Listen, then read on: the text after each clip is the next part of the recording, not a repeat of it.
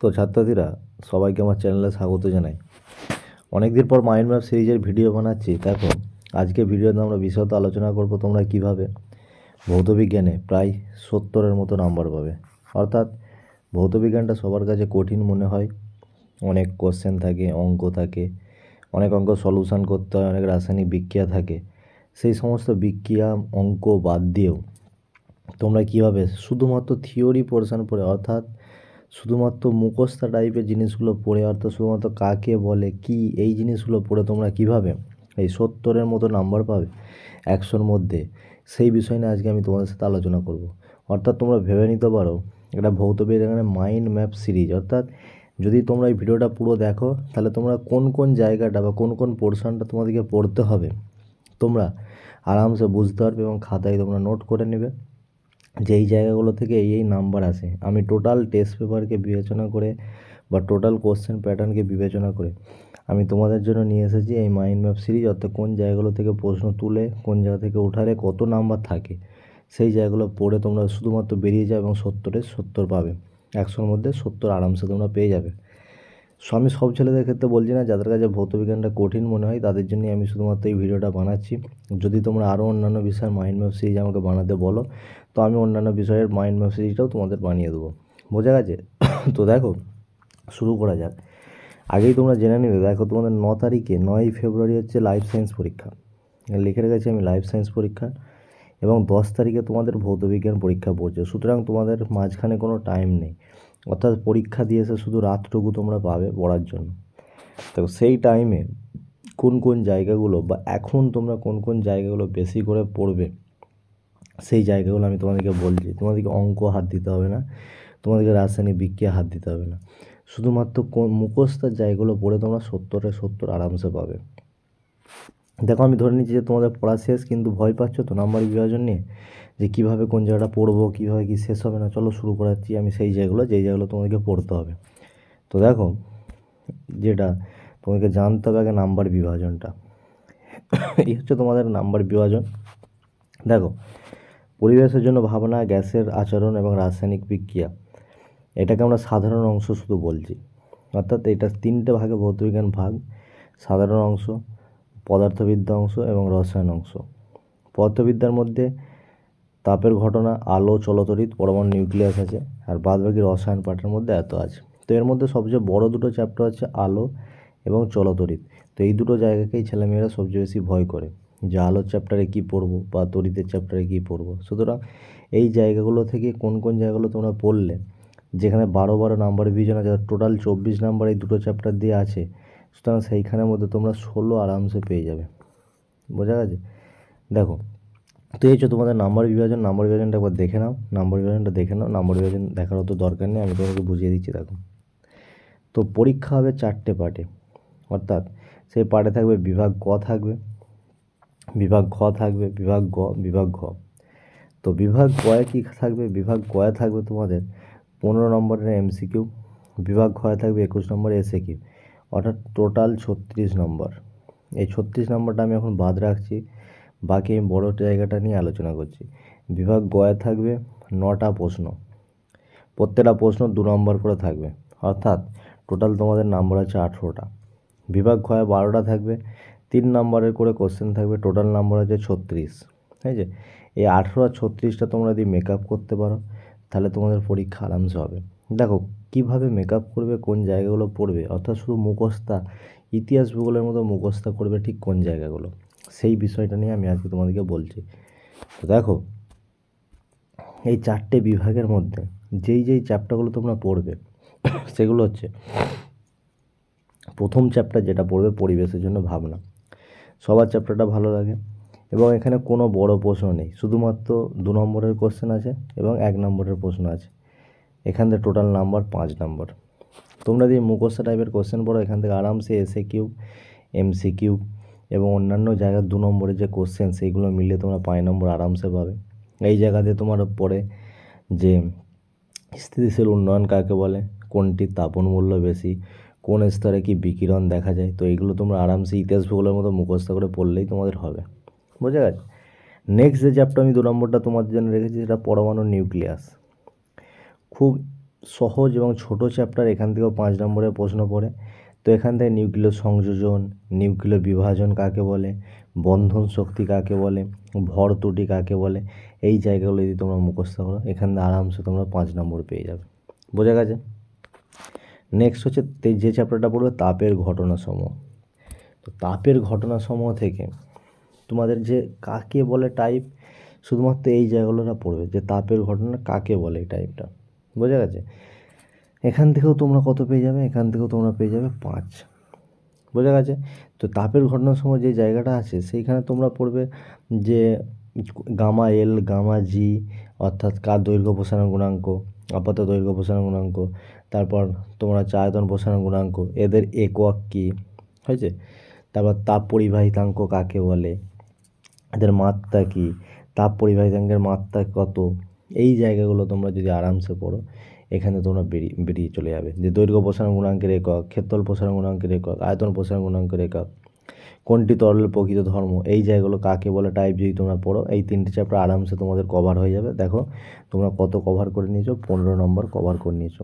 এই 15 নম্বরের মধ্যে তোমাদেরকে অঙ্ক করতে হয়নি, কোনো রাসায়নিক বিক্রিয়া করতে হয়নি। ঠিক আমি যে জায়গাগুলো বলছি তোমরা সেই জায়গাগুলো খাতায় টুকে নাও, আরামসে 70 পাবে, কোনো সমস্যা নেই। এরপর দেখো যে জায়গাটা নিয়ে আমি দুটো রং করে রেখেছি। ফার্স্ট হচ্ছে আয়নীয় সমযোজী। আয়নীয় সমযোজী বন্ধনের মধ্যে আয়নি এবং সমযোজী বন্ধন চ্যাপ্টার যদি তোমরা পুরো না পড়তে যাও, এখানে চোখ বন্ধ করে আমি যেটা লিখে রেখেছি সেটা লিখে নাও যে জল, MgCl2, অ্যামোনিয়া এবং N2, নাইট্রোজেন, এবং এখানে আরেকটা তোমরা লিখে রাখতে পারো কার্বন ডাইঅক্সাইড। হয়েছে? এদের হচ্ছে ইলেকট্রন গঠন, এদের ইলেকট্রন গঠন হয় তোমাদেরকে ইলেকট্রন ডট গঠন করতে হবে, নাই তড়িৎযোজী বন্ধনের জন্য ইলেকট্রন চলে যাচ্ছে সেই জায়গাটা তোমাদেরকে করতে হবে। এখানে শুধু 2 নম্বরের একটা বন্ধন তোমাদেরকে এঁকে দেখাতে হবে, ব্যাস, তাহলে তোমরা এখান থেকে হয়ে যাবে। এখান থেকে আরেকটা কী করতে হবে, ইলেকট্রন যে বন্ধনটা তোমরা দেখাবে এক্ষেত্রে বেশিরভাগ তোমরা এখানে নাইট্রোজেনটা দেখে নাও। আর কি পড়ে যে নাইট্রোজেন অণুতে কটি নিঃসঙ্গ ইলেকট্রন জোড় আছে, অর্থাৎ যেই ইলেকট্রনগুলো হচ্ছে বিক্রিয়া অংশগ্রহণ করবে না সেটাতেই তোমাদের ইলেকট্রন নিঃসঙ্গ ইলেকট্রন জোড় পড়ে আছে। বোঝা গেছে? তো এখানে দুটো বন্ধন যে এঁকে দেখাতে হয়, সেই দুটো বন্ধনের মধ্যে দুটো বন্ধন এঁকে দেখাতে পারলে 2 2 4 এবং তোমাদের MCQ আর SQ মিলিয়ে 1 1, তাহলে টোটাল তোমরা এখান থেকে 6 পেয়ে যাবে। শুধু কাকে বলে টাইপ, শুধু কাকে বলে, তাহলে এখান থেকে তোমাদের 6 নম্বর কভার হয়ে গেল। বোঝা গেছে? শুধু এই জায়গাগুলো তোমরা পড়বে, আর অন্য কোনো জায়গা তোমাদেরকে পড়তে হবে না। বুঝতে গেছে? নেক্সট দেখো সবচেয়ে যে বড় পার্ট, আমি এখানে আলোটা বাদ দিয়েছি, দেখো চলতড়িৎ থেকে কি পড়বে। তো তোমরা বললে স্যার চলতড়িতে তো স্যার অনেক অঙ্ক আছে, না কোনো অঙ্ক করতে হবে না। আমরা চলতড়িৎকে দুটো পার্টে ভাগ করে নেব, একটা সামনের দিকের পার্ট এবং একটা লাস্টের দিকের পার্ট। হয়েছে? লাস্টের দিকের পার্টে যেগুলো আছে তোমাদের ফিউজ তার আছে, ফিউজ তারে বিভিন্ন বর্ণ, ফিউজ তারের কাজ কোন শ্রেণীতে যোগ করা হয়, 3 পিন প্লাগের আছে, 3 পিন প্লাগের কোনটা আর্থিন কোনটাতে কারেন্ট সেটা আছে, এই দুটো জায়গাটা ভালো করে পড়বে। ফিউজ তারের যে তারটা কী কী দিয়ে তৈরি, কোন কোন তারের মিশ্রণে তৈরি, সেটা তোমরা ভালো করে পড়বে। হয়েছে? আর ফ্লেমিংয়ের বামহস্ত নিয়ম, ফ্লেমিংয়ের ডানহস্ত নিয়ম, এই দুটো ভালো করে পড়বে। আর একটা এখানে আমি লিখিনি, অ্যাম্পিয়ারের সন্তরণ নিয়ম। কি বললাম?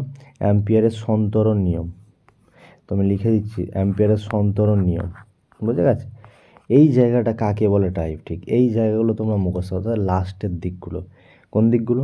লাস্টের দিকগুলো। অর্থাৎ পুরো পার্টটাকে আমি দুটো পার্টে ভাগ করলে যেগুলো হচ্ছে অঙ্ক আছে চলতড়িতের, Q=IT বা জুলের সূত্র, ওখান থেকে যে অঙ্কগুলো আছে সেই অঙ্কগুলো বাদে এই সাইডের অঙ্কগুলো, এই সাইডের অঙ্ক বলি তোমার থিওরিগুলো, ফিউজ তারের গঠন বৈশিষ্ট্য, কোথায় ব্যবহার করা হয়, কোন সময় ব্যবহার করা হয়, 3 পিন প্লাগ কি, ফ্লেমিংয়ের বামহস্ত নিয়ম, ডানহস্ত নিয়ম, অ্যাম্পিয়ারের সন্তরণ নিয়ম, এই জায়গাগুলো যদি তোমরা মুখস্থ করো এখান থেকে দেখো 3 + 1 + 1 তোমরা MCQ সহ 5 নম্বর আরামসে কমন পেয়ে যাবে।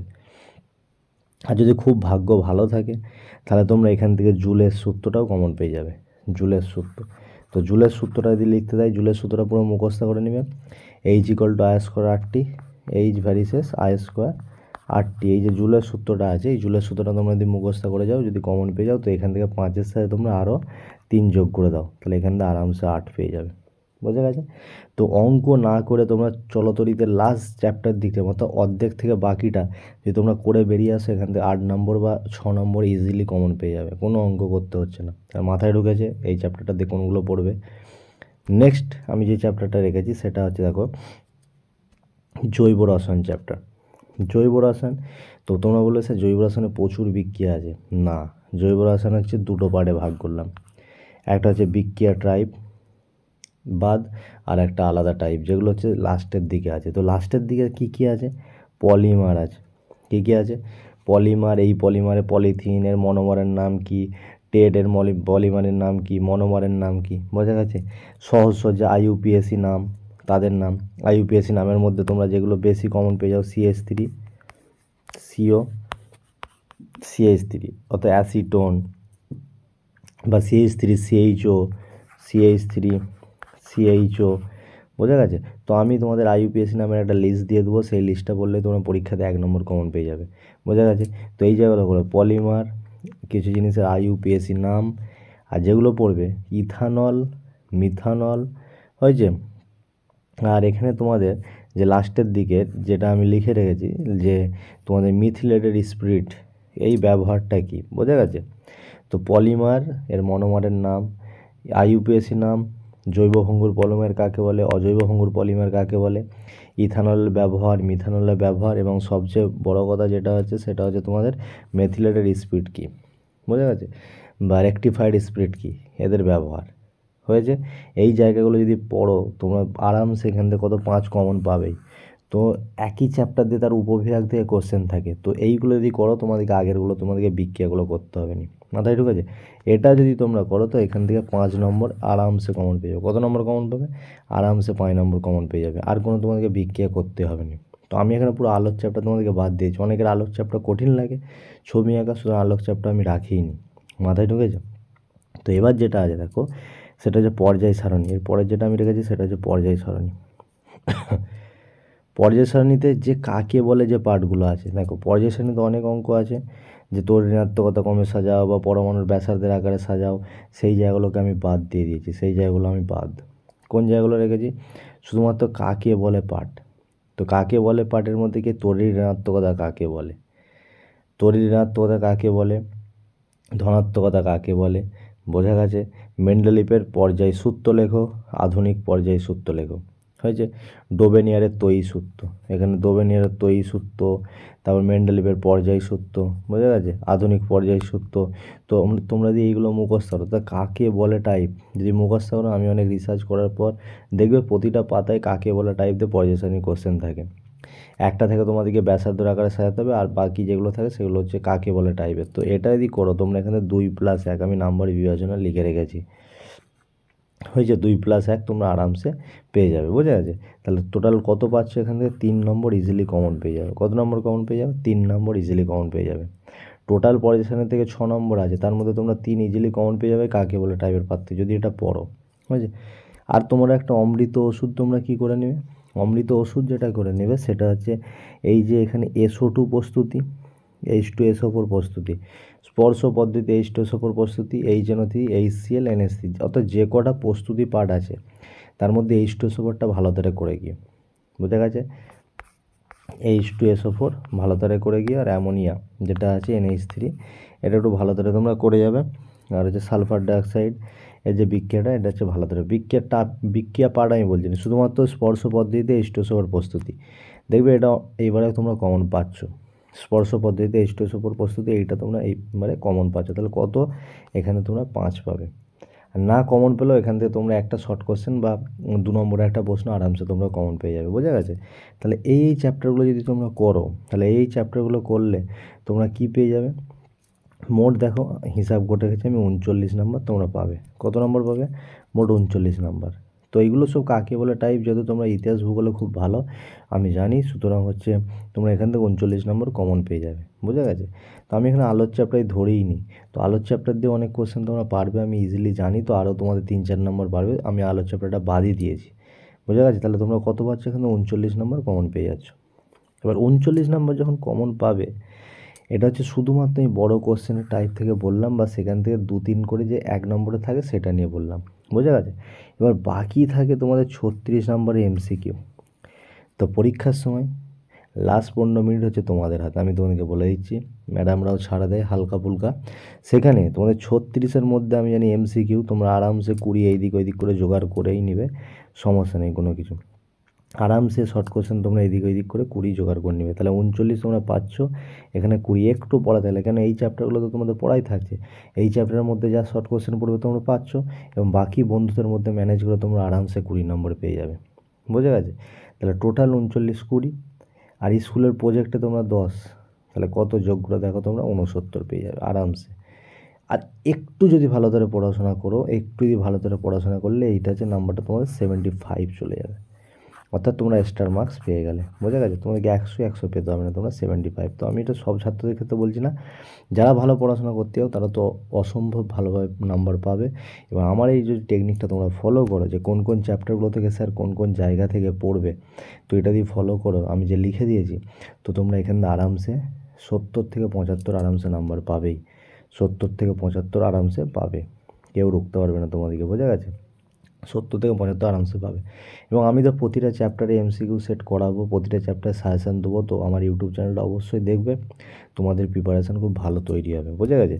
তো এইভাবে যদি তোমরা পড়াশোনা করো, তাহলে তোমরা আরামসে কত পাচ্ছ, এখান থেকে 75 পাচ্ছ, তো তোমরা স্টার মার্কস হচ্ছে, তোমাদের ভালো রেজাল্ট হবে। তো এই ছিল তোমাদের আজকের মাইন্ড ম্যাপ। যদি কারো কোনো সমস্যা হয় বা কারো কোনো কোশ্চেন যদি বুঝতে সমস্যা হয়, তাহলে অবশ্যই আমাকে কমেন্ট করে জানাবে যে স্যার এই সিরিজেরও মাইন্ড ম্যাপ তৈরি করে দাও। এবং যদি তোমাদের ভিডিওটা অবশ্যই ভালো লাগে, তাহলে অবশ্যই ভিডিওটা লাইক করবে, শেয়ার করবে এবং সাবস্ক্রাইব করবে। এবং আমি তোমাদের জন্য আমার নিজের টাইপ করা, নিজের সাজানো যে যেই প্রশ্নগুলো পড়তে পারে সমস্ত চ্যাপ্টার থেকে, সমস্ত সাজেশান টাইপ বই থেকে, টার্গেট, এবিটিএ সমস্ত জায়গা থেকে আমি বাছাই করে নিয়ে তোমাদের আপলোড করব, বুঝা গেছে? তো ততক্ষণ পর্যন্ত সুস্থ থেকো, ভালো থেকো, পড়াশোনা করতে থেকো এবং অবশ্যই সাবস্ক্রাইব করো। ধন্যবাদ।